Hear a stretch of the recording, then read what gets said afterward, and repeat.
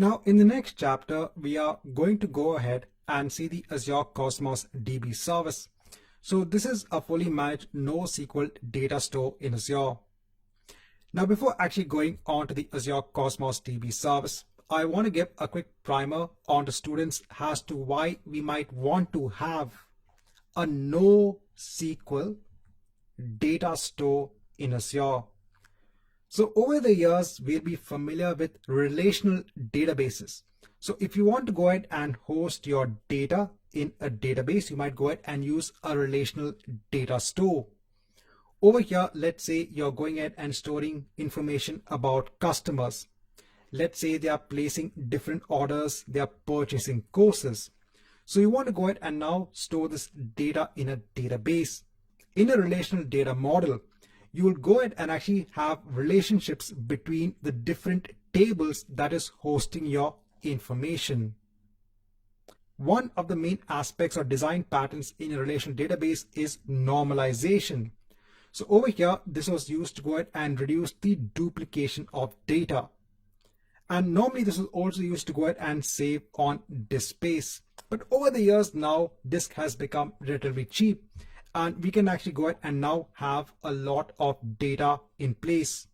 And there was also a demand to go ahead and have flexibility when it comes to storing data, a simpler database system.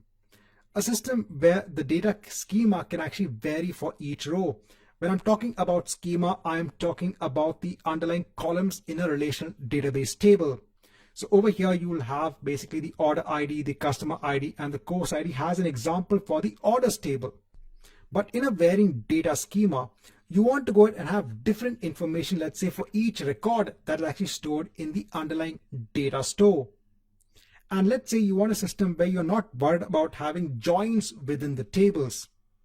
Then you can actually go ahead and have a NoSQL database. This is a non-relational data store. So over here has an example. If you want to go ahead and have a table, you can actually go ahead and store them as JSON-based records. In JSON-based records over here, let's say in one record, you're storing the customer ID, the customer name, and the city.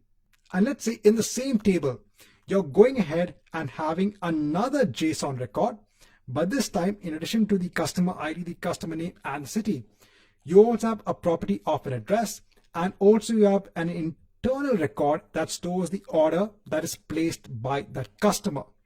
So over here, you have flexibility when it comes to the storage of your data. So I just thought I want to give students a primer when it comes to having a NoSQL data store. So just a review of Azure Cosmos DB. So this is a fully managed NoSQL database. The database provides fast response time and is highly scalable.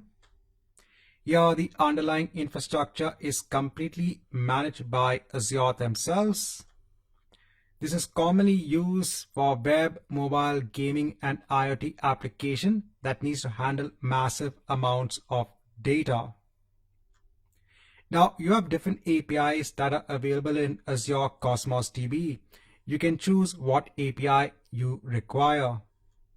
So you have the core SQL API. This is required if you want to query for the items using the structured query language.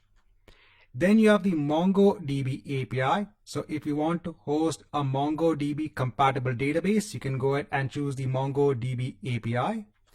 Then you have the Cassandra API. If you need to host a Cassandra compatible database, you can choose this. You have the Gremlin API. If you need to host a graph-based database, then you can use the Gremlin API.